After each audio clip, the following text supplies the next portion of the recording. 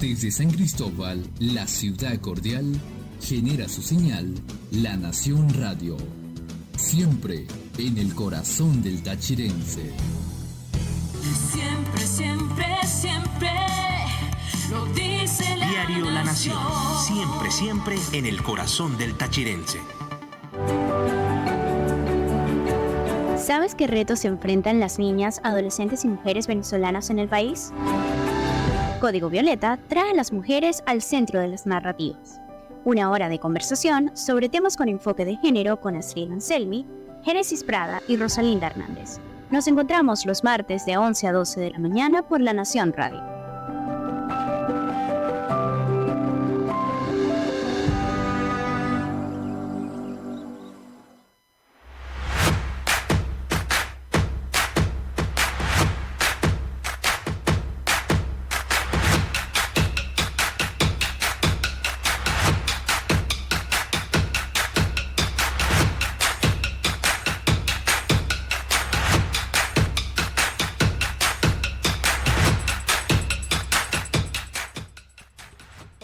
Muy feliz martes para todos, un nuevo espacio de Código Violeta y hoy hablamos sobre las mujeres y la salud mental. Para adentrarnos en este tema vamos a definir lo que es la salud mental según la Organización Mundial de la Salud, que considera como salud el bienestar físico, psíquico y social de las personas sin la necesidad de cursar con una patología determinada, ¿no?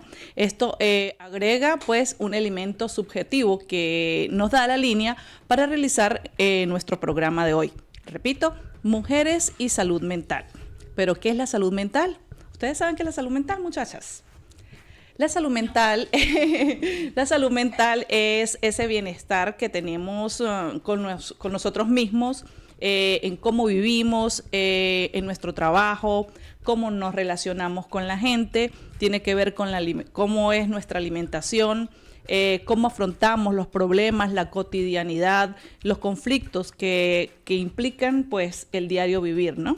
Eso es un poco lo que sería la salud mental, ¿no?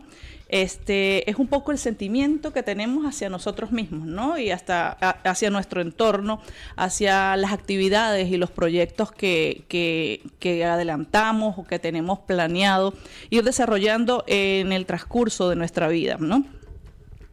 Y aquí pues me detengo un poco a comentarles que a través del tiempo, de la historia, se ha relacionado mucho a la mujer y creo que es por el tema hormonal, a las mujeres con problemas de salud mental, ¿no?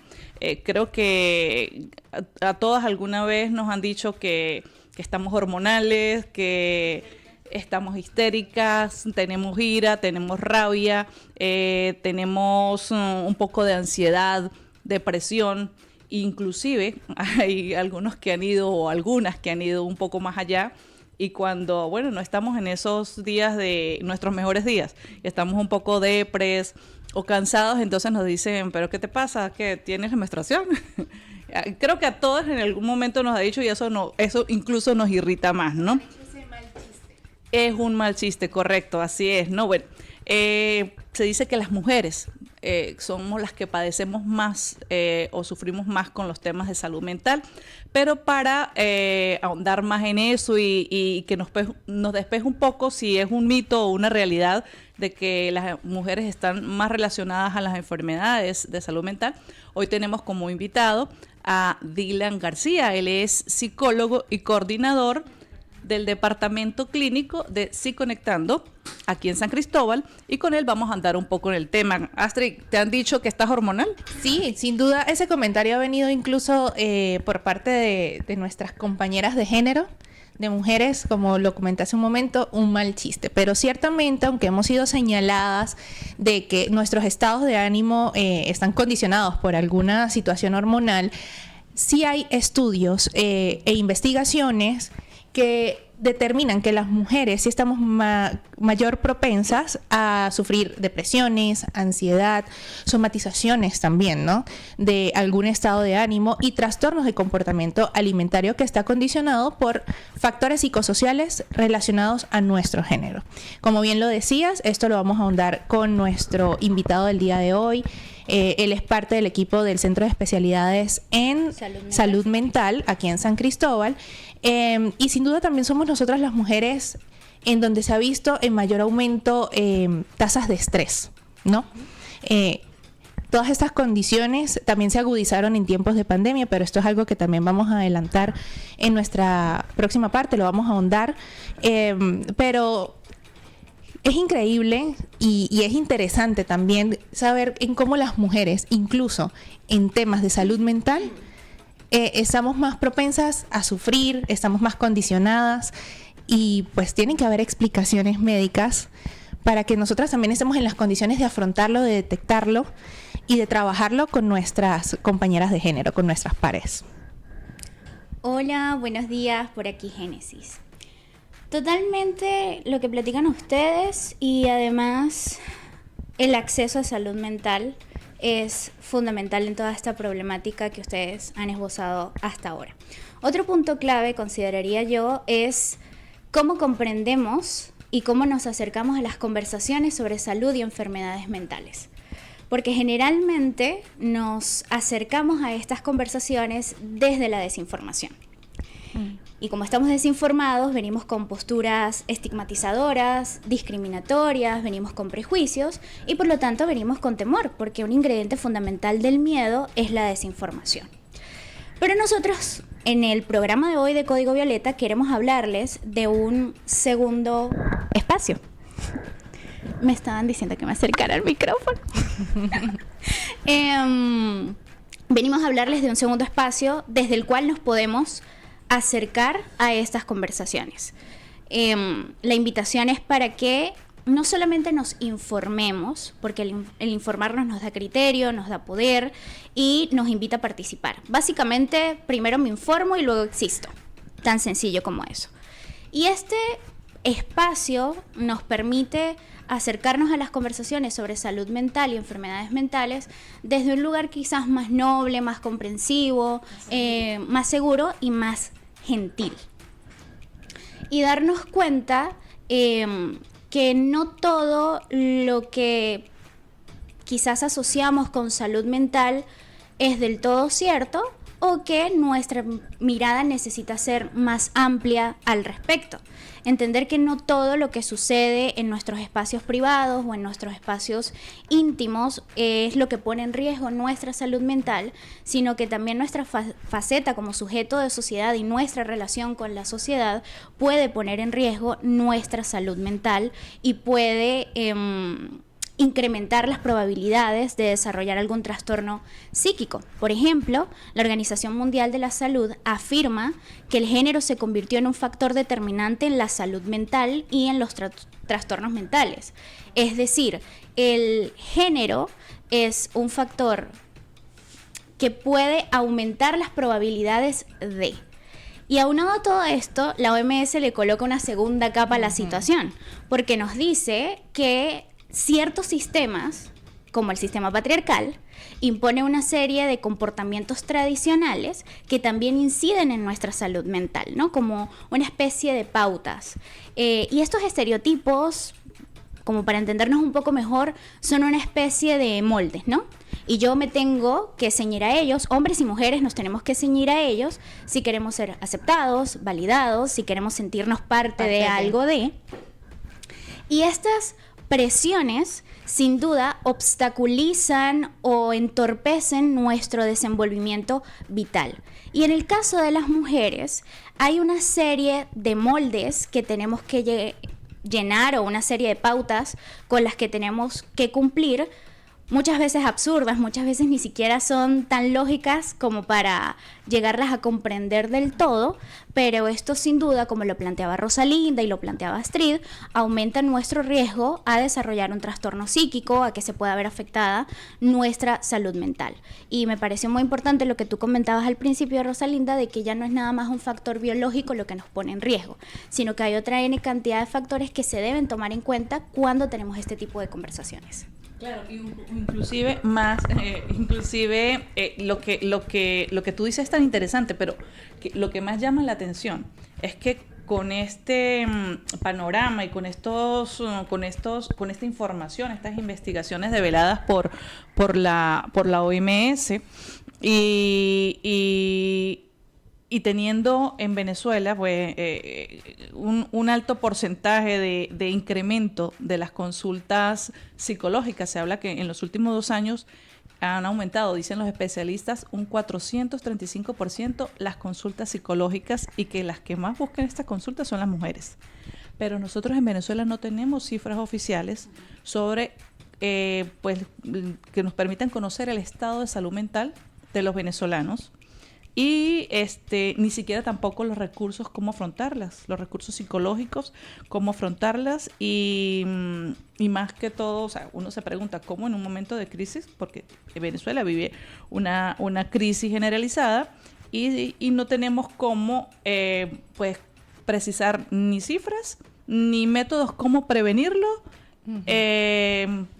ni políticas públicas, a pesar de que en la legislación pues están contemplados algunos elementos que llaman al Estado a tomar en cuenta la salud mental de los venezolanos, ¿no?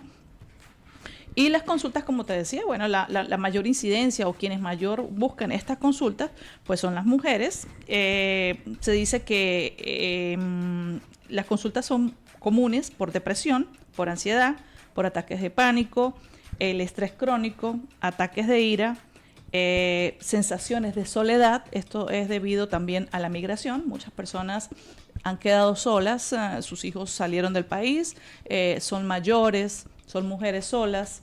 Y bueno, algo de lo que más hay que tener en cuenta, porque también es desencadenante, y eso ya el especialista invitado nos hablará un poco de esto, es que también estas situaciones psicológicas son causantes del insomnio, el sueño. Y una persona que no descansa bien, que no descansa, que no se alimenta bien, que no duerme, pues finalmente va a tener, no sé, seguramente otras patologías que se van a desencadenar allí, ¿no? Sí. Entonces estamos en una situación bastante delicada, y ya la doctora Enmari Mora, que ella es médico psiquiatra de la Unidad de Pacientes Agudos del Hospital Central, en una entrevista previa nos decía que el alto porcentaje de pacientes con Alzheimer son mujeres, que de cada 3 diagnósticos, 2 de ellos son mujeres.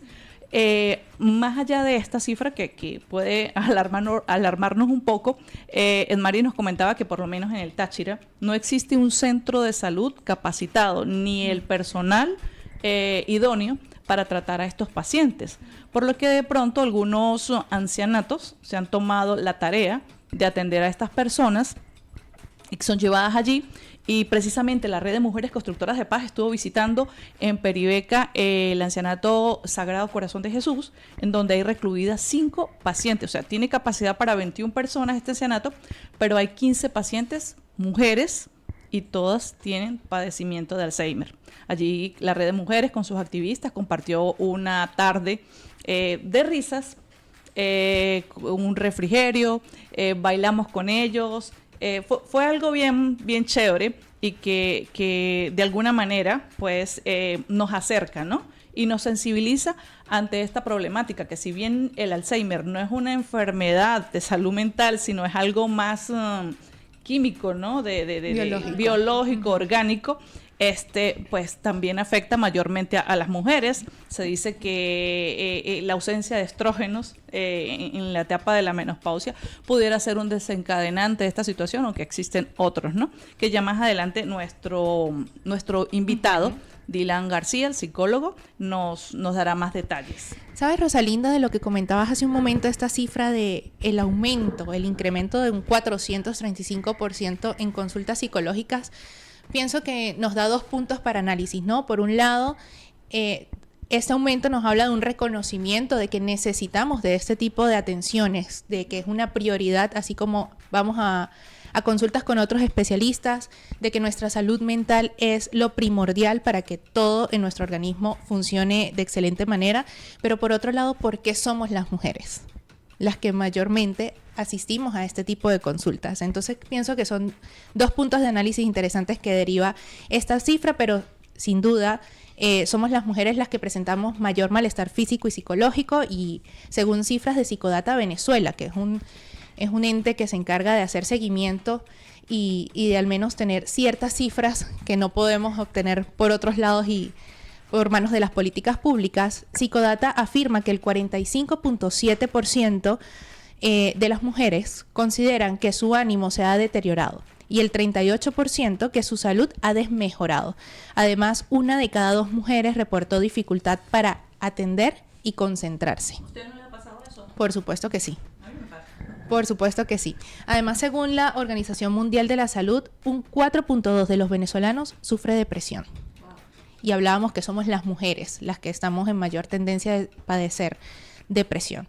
Y el Observatorio Venezolano de Violencia también contabilizó, lamentablemente, 94 suicidios durante el primer semestre del 2020. Y de abril a junio de ese mismo año se registraron 67 casos. Lamentablemente, en los últimos años, pues es una tragedia lo que se está viviendo en el país. En este último año hemos visto que distintas organizaciones han intentado hacer concientización acerca de este tema y también han intentado buscar de dónde viene la problemática, ¿no? De hecho, hasta la Universidad Católica Andrés Bello ante el alza, el incremento de los suicidios, tiene en su paquete, ¿no?, de opciones de estudio un diplomado dirigido a tratar estos temas y a tratar a pacientes tal vez con propensión al suicidio. Y diversas campañas también se han derivado, profesionales en la psicología y en la psiquiatría se han unido también para formar grupos gratuitos, grupos de apoyo, grupos de orientación, que en eso pues va a ahondar un poquito más Génesis para dar. La importancia de que sean gratuitos, ¿no? Sí, de acceso libre. Porque no estamos en condiciones, no todos estamos en condiciones quizás de hacer un pago de consulta privada y hacer un seguimiento, porque no se trata solo de una consulta. Se trata de un ciclo de terapia, un ciclo de seguimiento, y pues no todos tienen el acceso o el poder adquisitivo de poder costearlo. Así es. Y además que por mucho tiempo la salud mental ha sido un privilegio. Acceder a ella ha sido un privilegio. Y ha sido denigrada también. Claro, y quizás desde esta desinformación que hablábamos al principio, podemos creer que solo la salud de nuestro cuerpo es la que importa o la que merece que gastemos dinero para mantener bien, cuando absolutamente todo está conectado, ¿no? Algo muy importante que ustedes mencionaban era todos los esfuerzos que se están coordinando o articulando para atender la salud mental y para hablar de ella. Y yo creo que eso es producto también de la pandemia.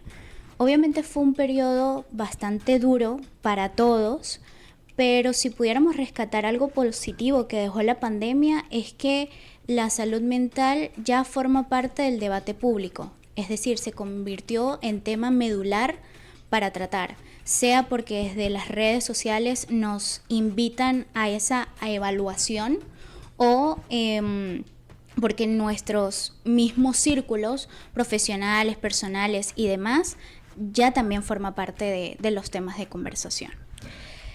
Les queremos compartir, antes de despedir el primer segmento del programa, algunas organizaciones que ofrecen servicios de asistencia psicológica y psiquiátrica a distancia, precisamente porque si algo salió a relucir, durante la pandemia fue la terapia online, por ejemplo, de no limitarnos a que la terapia o la asistencia a los centros especializados en salud mental debía ocurrir exclusivamente de manera física. Entonces, algunas de estas organizaciones son Psicólogos Sin Fronteras, la Federación de Psicólogos de Venezuela, la Sociedad Venezolana de Psiquiatría y la Fundación Humana. Cabe destacar que Venezuela también está tratando de ampliar el acceso a la atención en todo el país. Con el apoyo de la Organización Panamericana de la Salud, Venezuela está capacitando a los equipos de salud del primer nivel de atención para enfrentar el déficit de profesionales capacitados en salud mental.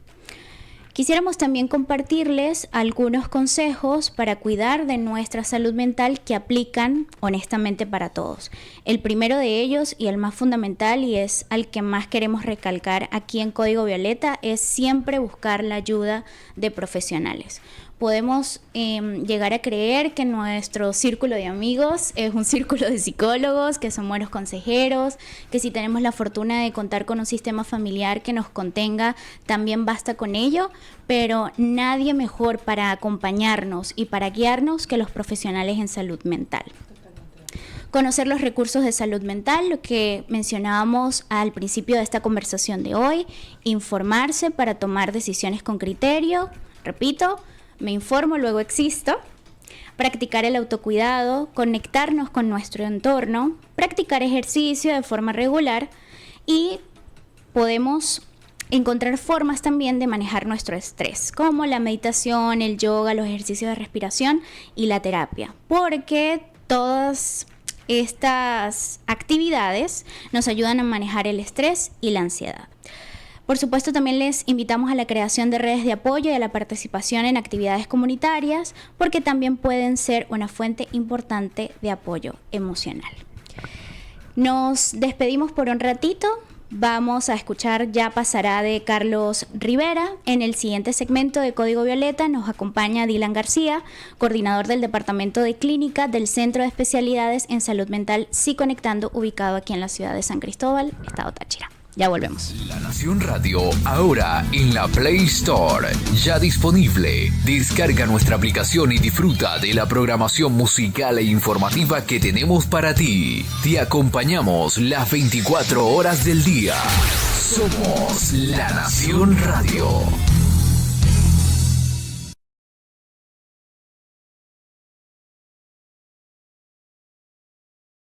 Confirmamos que somos el medio impreso de mayor proyección en los Andes venezolanos. Busca sus 4 ediciones. Lunes, más páginas. Miércoles, La Nación lo recuerda. Ahora también los viernes con más noticias. Y los sábados, ediciones especiales. Todo lo que ocurre al norte, sur, este y oeste del Táchira. La Nación lo seguirá diciendo siempre. Confirmamos que somos el medio impreso de mayor proyección en los Andes venezolanos. Busca sus 4 ediciones. Lunes, más páginas. Miércoles, La Nación lo recuerda. Ahora también los viernes con más noticias. Y los sábados, ediciones especiales. Todo lo que ocurre al norte, sur, este y oeste del Táchira. Conéctate a www.lanacionradio.fm y disfruta de nuestra programación musical e informativa en La Nación Radio, siempre en el corazón del tachirense. La Nación Radio.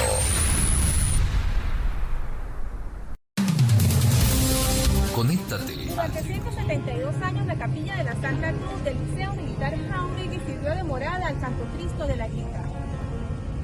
En 1960, la capilla fue demolida y en su lugar se construyó el Liceo Militar Jáuregui, también conocido como Limijau. Pero a pesar de los años, este espacio sigue impregnado de la magia espiritual del primer hogar del patrono de Venezuela. Cuenta la historia que en 1813, durante el grito de la Guerra de la Federación, Simón Bolívar, en su transitar por la Grita, visitó al Cristo del Rostro Sereno, justo en este lugar, donde quedaba la capilla, a pocos metros de la casa donde se residenció el Libertador. El 6 de agosto pasará por estos espacios la procesión del Santo Cristo de la Grita, y usted podrá disfrutar cada detalle a través de la transmisión especial, en vivo y directo, por la señal informativa de la región, www.lanacionradio.fm. Emisoras aliadas del Enlace Radial Informativo de Venezuela y las redes sociales de Diario La Nación. Rostros de un Cristo en la Grita. Historias de una ciudad santuario.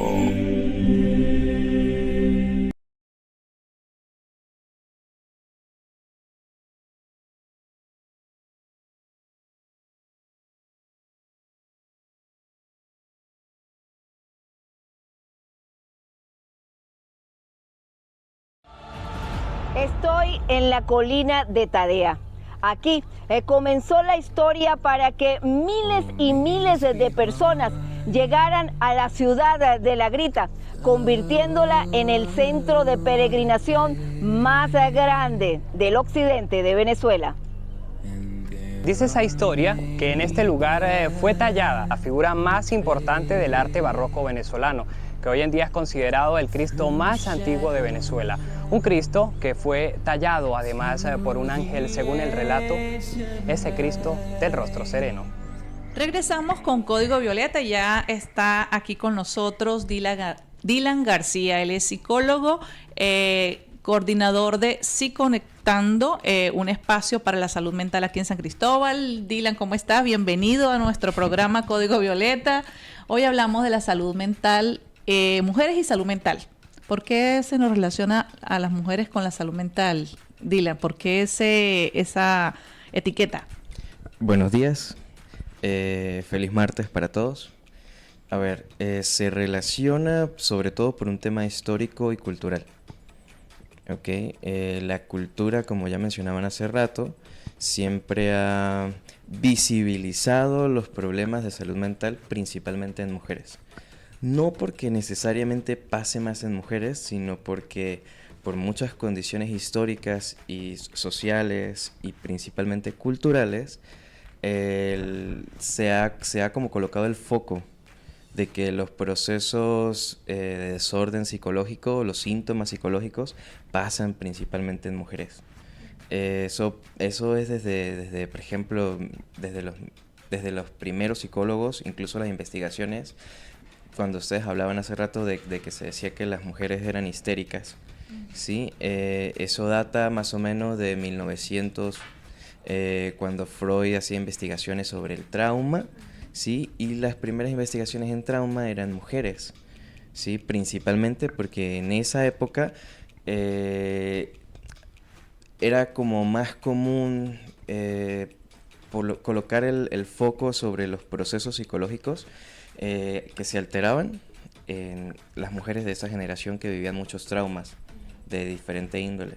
Entonces eso se fue como generalizando a lo largo de la historia, ¿sí? Siempre se visibilizó como que no, son las mujeres las que tienen como más desequilibrio, más emocionalidad, más procesos, ¿sí? Y también por otro lado pues se daba como la otra instrucción de los hombres no sienten, los hombres son fuertes. Todos esos procesos culturales han ido moldeando el que sea más visible ver los problemas de salud mental en mujeres. No porque, o sea, sí hace rato les oía como que era un tema de género, pero es un tema de que la cultura visibiliza más a un género que al otro. No porque el género realmente marque, sino que la cultura es la que determina, este se muestra más que este, pues. Nos conviene que se muestre más uno que el otro. Sí, todo eso ha influido en el por qué se dice que es más en mujeres. Entonces representa un mito. Eso es un mito, no es una realidad. No es una realidad. Y cuando hablamos del incremento de las consultas médicas, que en los últimos 2 años, bueno, eso también es producto de la pandemia, lo comentábamos aquí en el segmento anterior, que han aumentado en un 435%, pero quienes más asisten a estas consultas médicas, en tu caso, sí son las mujeres. Sí son las mujeres, y también entra mucho el factor, por ejemplo, de que existe menos estigma de que una mujer vaya a terapia a que un hombre vaya a una terapia psicológica. ¿Sí? Si un hombre va a terapia psicológica es sinónimo de menos hombría, es sinónimo de debilidad, de que pierde estatus. ¿Sí? En cambio, en una mujer es como la mujer es más común que tenga problemas de salud mental, entonces no existe ningún tipo de estigma con que vaya a una consulta psicológica. Claro, la sociedad lo penaliza. Sí. La sociedad penaliza al hombre si se muestra vulnerable o frágil, porque entonces rompe con la pauta de comportamiento que le asignaron, mientras que la mujer se aprueba, se acepta, es lícito que sea emocional, que sea hipersensible, que comunique lo que le ocurre, sus procesos emocionales, si tiene algún problema y demás. Incluso algo muy interesante sobre esto es que hace rato también les había hablar sobre los trastornos más comunes hoy en día, como ansiedad, pánico, trastornos de sueño, depresión. Por ejemplo, la depresión es más común en hombres, ¿sí? Hay otros trastornos que son más comunes en mujeres, pero la depresión pasa más en hombres justamente porque para que se dé un proceso depresivo tiene que pasar mucho tiempo reprimiendo. Exactamente. Y ese es un proceso que hace más el hombre. El proceso de no comunicar, de aislarse, de yo llevo mis procesos en soledad, de yo tengo que ser fuerte, ¿sí? Por eso también es importante mencionar que la mayoría de los suicidios los ejecutan son los hombres. Es justamente por eso, porque la mayoría de los procesos depresivos son ocultos, no son visibilizados y ocurren en hombres. Sí, por eso los suicidios mayormente son ejecutados por hombres. Y creo que también influye mucho que nos han enseñado, volviendo a todo este tema de la cultura, que el sufrimiento, indistintamente del género, hay que vivirlo de alguna u otra forma en aislamiento, ¿no? Sí. Por eso creo que también es importante, lo podemos profundizar más adelante, el tema de la terapia grupal. De que no solo hablemos de terapia individual o terapia privada, sino que nos animemos, aunque sea complicado, porque ciertamente lo es, sumarnos a grupos donde podamos encontrar en las narrativas o las historias de los demás también como un impulso para compartir la mía, ¿no? Y para sentir esa compañía.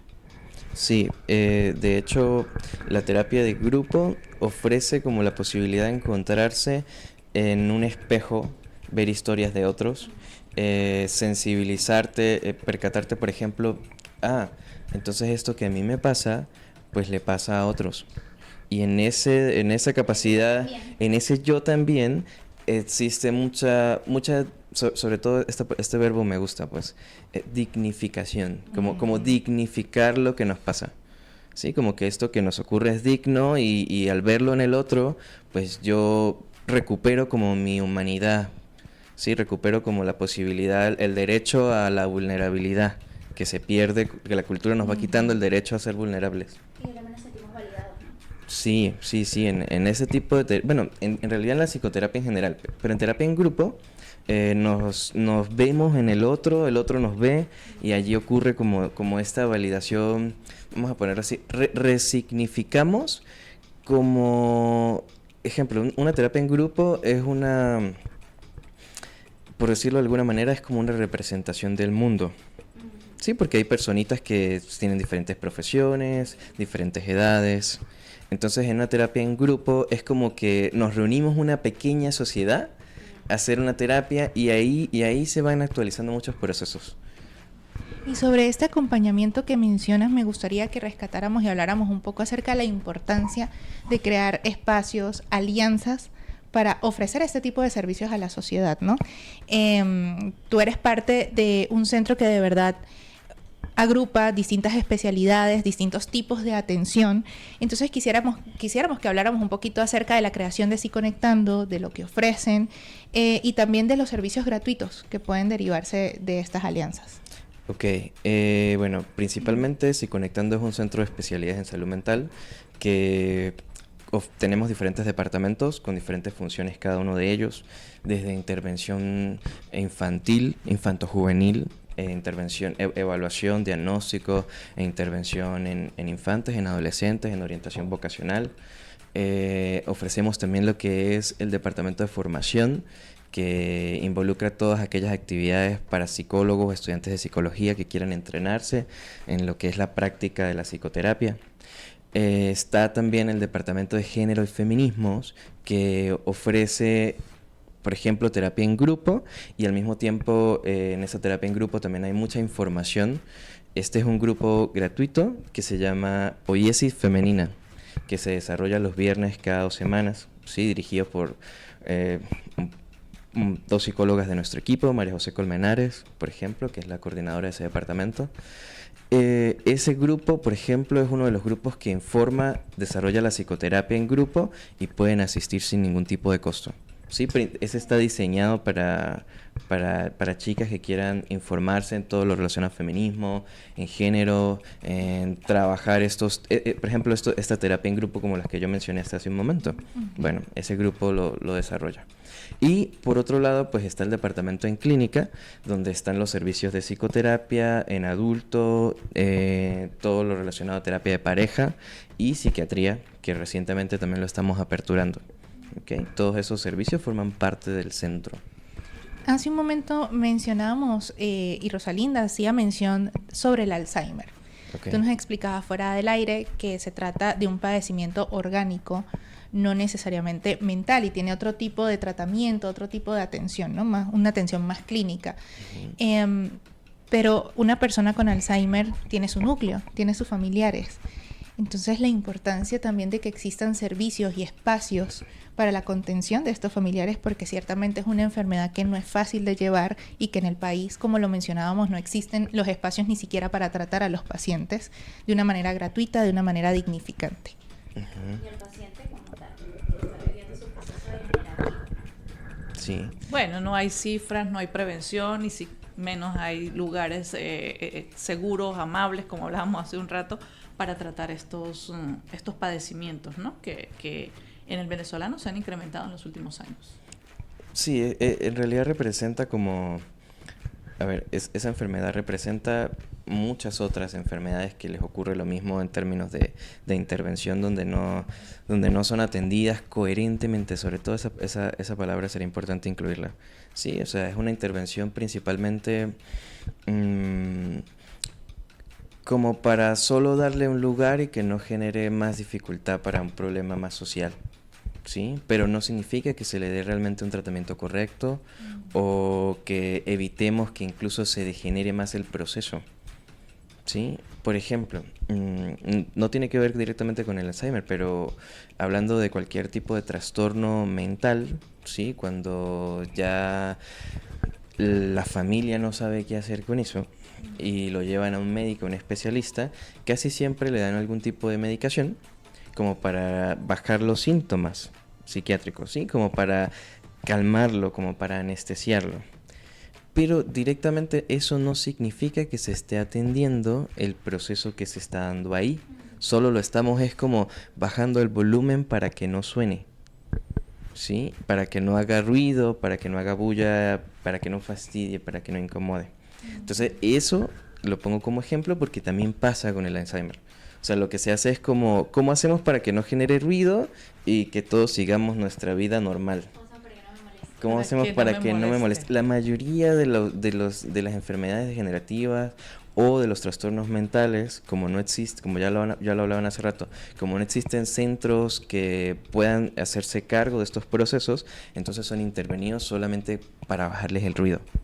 Pero no significa que sean intervenidos para generar salud. ¿Okay? Eso es importante decirlo. Claro, sí, no, interesante. Y aquí quiero retomar un poco a nuestro tema de hoy, mujeres y salud mental. Bien. Y quería preguntarte, Dylan, con base en tu experiencia clínica, ¿cuáles son los trastornos mentales, de tipo mental, que afectan más a las mujeres? Okay. ¿Y cuáles son los riesgos en su salud mental? Ok.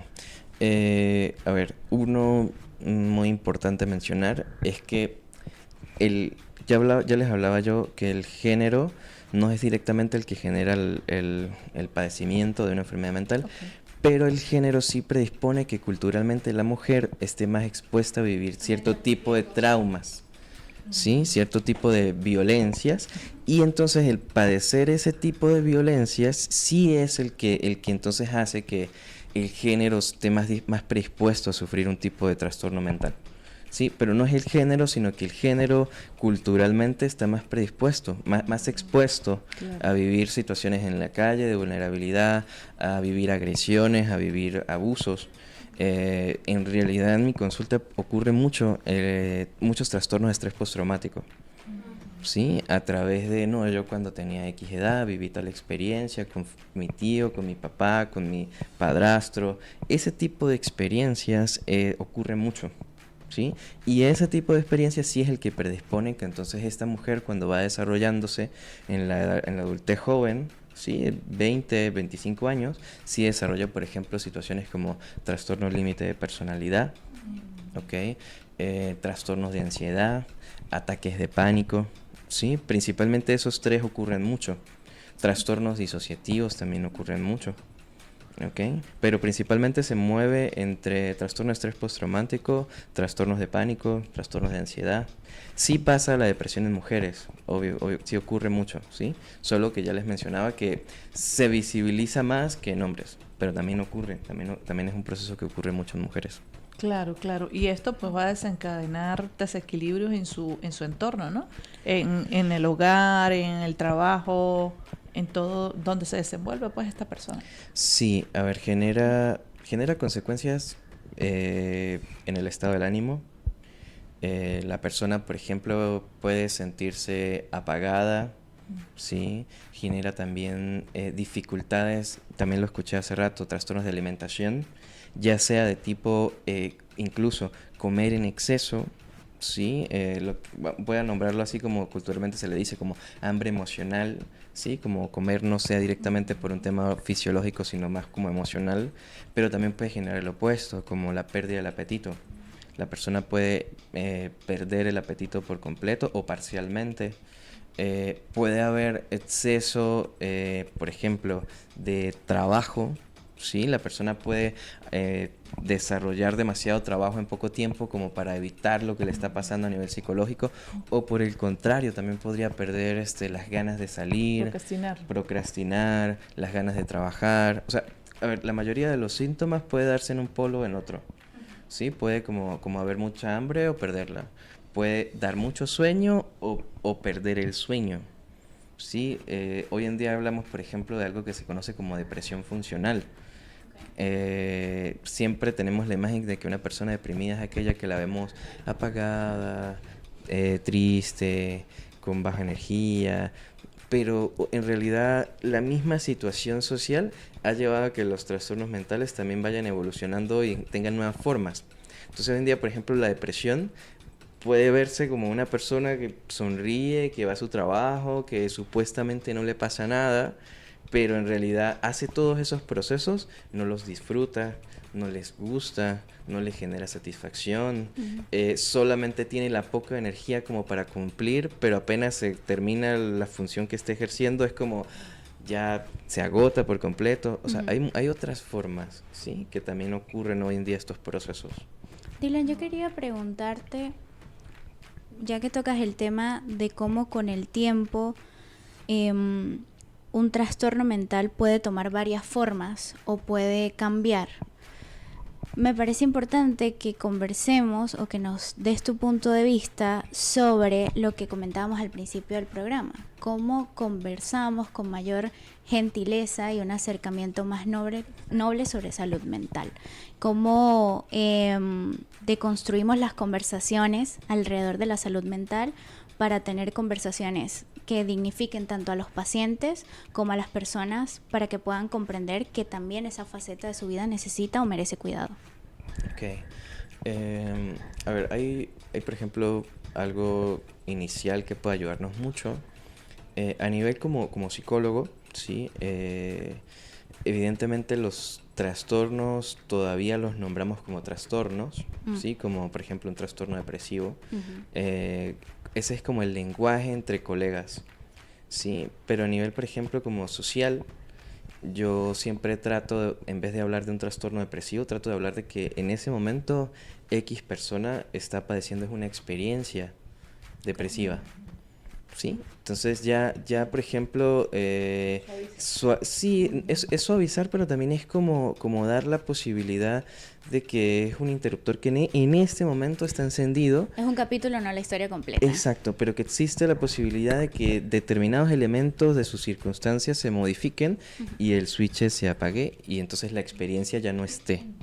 Sí, entonces, por ejemplo, entender los procesos más como experiencias que como algo que se fijan como etiquetas, es una de las cosas que nos permite tener como la flexibilidad de dignificar la historia, por ejemplo, de alguien que le ocurre una depresión, de alguien que le ocurre un trauma, de alguien que le ocurra un duelo. Que llamarlo de esta manera también puede ayudar al paciente a su proceso de aceptación, porque Sí. es que no es fácil ser señalado de padecer de algún trastorno mental, ¿no? No, en realidad es una de las cosas como cuando tú ejemplo, yo trato en la mayoría de lo posible como no decirle al paciente, tú tienes un trastorno depresivo. Yo trato de explicárselo más como en esta circunstancia, en este contexto, con lo que te está pasando, estás teniendo es una experiencia depresiva. Sí, que así como la estás teniendo, cuando este contexto, esta circunstancia se modifique, pues también la misma experiencia se puede desvanecer. Sí, entonces entenderlo como experiencia es una de las cosas que nos puede ayudar a deconstruir esta comunicación sobre salud mental, sí, sobre cómo acercarnos adecuadamente a hablarlo con alguien. La importancia de las palabras. Sí, es palabras, pero a ver, fíjense algo, es como palabras, pero también tiene como intenciones sanas, ¿sí? Intenciones de apoyo, no es solamente como cambiar una palabra por otra, entendiendo el ejemplo, yo todavía como trastorno, sino yo realmente como acercarme a hablar de esos procesos así, como con mucha humanidad, con mucha amabilidad, como lo decían hace rato. Yo en parte de tu intervención me quedé mucho con algo que comentaste quizás hace unos 5 minutos, pero es si ciertamente nuestro género no nos etiqueta y no nos direcciona o nos lanza a sufrir de trastornos mentales, sí nos expone a. Y todo esto nos lleva entonces a una base de prevención, ¿no? Volvemos a los temas que nos ha llevado a esta mesa y a crear Código Violeta, que es el tema de violencia basada en género. O sea, todo entonces radica de allí, de la prevención y de la información en estos temas. Sí, bueno, hoy por hoy, evidentemente el círculo en el que yo me muevo, pues existe mucha información, mucho conocimiento sobre cómo, vamos a ponerlo así, las red flags, cómo relacionarme sanamente con los pares, ya sea con el mismo género o con otro género, ¿sí? Pero también conozco que fuera de mi propio círculo, esta información no se conoce mucho. Sí, como por ejemplo, y esto no tiene que ver directamente solo con situaciones de hombre y de mujer, sino en realidad de personas en general, como yo sé si una persona de repente me está haciendo daño, cómo relacionarme sanamente con mi familia, o sea, involucra otros elementos que no se conocen mucho, que en realidad pues eso es lo que estamos haciendo, como visibilizando esos procesos. Sí, para ir cerrando con esta entrevista me gustaría que compartieras con nuestra audiencia de repente esas señales de alerta, ¿no? Porque hablabas de, ok, puedo tener ciertas actitudes, ciertos comportamientos, pero ¿en qué momento como individuo digo necesito atención psicológica, necesito atención especializada? O cuando lo vemos también en otra persona, ¿no? ¿Cómo podemos ayudar y cómo podemos intervenir? Ok, a ver, una de las más importantes, sí, como prestarle atención a eso, principalmente cuando ya llevo un periodo de tiempo que supere algunos meses, puede ser 3, 4 meses, ¿sí? Y yo sienta que el problema, aunque yo lo intente resolver de una o de otra manera, regresa a mí y cada vez es peor, por ejemplo, ¿sí? También ocurren cierto tipo de situaciones de vida que siempre es más sencillo o más sano llevarlo con un especialista, como por ejemplo los duelos. Sí, a veces los procesos de duelo son muy difíciles de llevar por nuestra propia cuenta.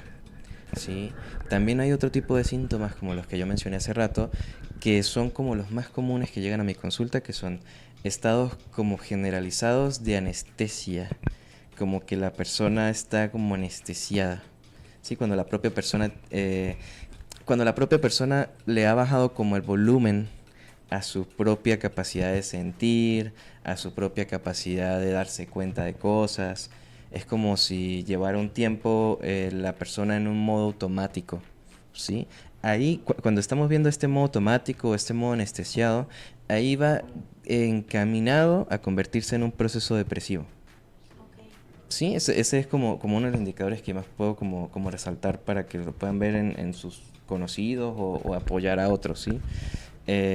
¿Por qué? Porque cuando la persona lleva mucho tiempo ya anestesiada, en modo automático, ya la persona luego pierde como la capacidad incluso de sentir esperanza porque las cosas vayan a ser diferentes. Entonces justamente cuando va perdiendo como la esperanza es cuando entonces la persona empieza a bajar más aún el volumen, empieza a anestesiar aún más y ya todo lo hace solo porque no, tengo que ir a trabajar, pero no quiero ir. Tengo que ir a X lugar, pero no quiero ir. Entonces ya luego las conductas solo son desarrolladas porque son rutina y no porque son deseo. Claro, todo lo que hacemos está provisto de propósito. Exacto, entonces cuando ya se va perdiendo como el deseo, cuando ya se va perdiendo como la capacidad de desear algo, de que tú quieras algo, de que lo hagas por voluntad y no solo por una rutina, ahí entonces el proceso se va complicando y casi siempre esto ya cuando yo lo voy mencionando así, casi siempre ya nos habla de un tipo de experiencia depresiva. Sí, que es como la más común y que esta luego nos lleva entonces a temas con ansiedad, temas con el sueño. Sí, pero esta es como la principal que pasa hoy en día. Sí, ya ese es como pasos más adelante en este camino. Ya para cerrar, Dylan, hay dos cositas que quisiera preguntarte. Okay. Una es jocosa y la otra es en serio. Okay. La primera, es conveniente que la persona se dé cuenta cuando necesita ayuda terapéutica y ella asista por sus propios medios, o nosotros podemos evidenciar todo esos aspectos, esos elementos que acabas de mencionar y sugerirle, incluso invitarlo, llevarlo a una terapia, a un psicólogo para conversar, ¿no? Esa es mi primera pregunta y la seria. ¿Esa es la jocosa? No, esa es la seria. Okay. No, Yo esa es la pensé seria. que esa era la jocosa. No. Okay. Y la jocosa es, ¿cómo hago para alcanzar ese grado de calma, de quietud? No sé si ustedes se han dado cuenta, de- pero hemos adoptado de- el nivel. y lograr, es que yo siempre que hablo con Dylan, o sea, me pongo en su nivel, tipo calma, relajada. Generalmente tengo un tono de voz muy, Sí, es verdad. Lo muy confirmo. muy alto. Sí. A veces la gente piensa que estoy gritando y no, es mi tono, tengo la voz mal educada. Y entonces cuando converso con Dylan, entonces me siento así como que relajada, como que no pasa nada, todo está En bien. esta conversación hubo terapia. Todo está bien, todo fluye. ¿Cómo hago? Yo siempre te pregunto, ¿cómo hago para estar así? Okay. Voy a responder la primera. Ok. A ver, me hablabas. Repíteme la primera, la olvidé. Te hablaba. No, Sí. no, te hablaba de la necesidad de que seamos Ya lo nosotros recordé. quienes. Ya lo recordé. Me preguntaba sobre cómo hacemos con alguien que podamos ver que tiene este tipo de características, si se lo podemos sugerir o no. A ver, en realidad siempre es importante que veamos una persona que tenga este tipo de características, como las que mencioné, sí podemos decírselo. Podemos hacer como un llamado de atención, como explicitar el que en este vínculo, ejemplo, si lo estoy haciendo con un amigo, ¿sí? Exista la posibilidad de que en ese vínculo ese ser nos pueda compartir qué le pasa. Siempre parece como evidente pero somos amigos, obvio que él sabe que puede contarme sus cosas. Pareciera como algo evidente, pero no lo es. En realidad, compartir nuestra vulnerabilidad requiere más como el que quede totalmente claro para ambas partes, oye, tú conmigo puedes compartir tu vulnerabilidad y yo no te voy a lastimar por eso. Yo lo puedo decir. O sea, al menos si somos conscientes, nosotros podemos decirlo. Sí, evidentemente afuera no existen muchas personas que lo digan, que tengan las herramientas, pero si nosotros vemos a alguien, yo puedo decirle, mira, veo que te pasa esto, te pasa aquello, sería útil que fueras a terapia. Ahora, también hay como dos vías con esa situación. Una es que principalmente la terapia funciona cuando es un proceso voluntario. ¿Sí? O sea, principalmente funciona cuando es un proceso voluntario. Pero también ya luego existen situaciones de urgencia, como cuando la persona ya atenta contra su vida, cuando la persona, por ejemplo, empieza a padecer síntomas físicos, ya no solo psicológicos, sino somatizaciones, por ejemplo, problemas respiratorios, problemas cardíacos. Allí nosotros, ejemplo, algunos familiares ya podrían incluso no es obligar, pero sí es como hacer un empujoncito más de, mira, tienes que ir a terapia porque te está pasando algo, incluso ya, sí, o sea, ya hay principalmente esas dos vías. Ok, ¿y la segunda? Y la segunda, a ver, yo tengo mucho tiempo, esto es importante, yo siempre lo digo, yo no tengo tema con eso. Yo tengo más o menos como 7 años en un proceso terapéutico. ¿Sí? Desde que yo inicié lo que es mis estudios como psicólogo, pues también inicié lo que fue mi proceso psicológico con diferentes terapeutas a lo largo de todos estos años. Pero aparte, pues también hay otras características que son de mi personalidad. Yo en general soy muy tranquilo, entonces esas dos cosas hacen eso que tú me preguntas. Definitivamente, no se va a poder. Cuestión de personalidad. Yo soy como más acelerada. Sí, bueno, hay personas que tienen más esa energía, como yo tengo la capacidad más bien de regular la energía de otros y la mía.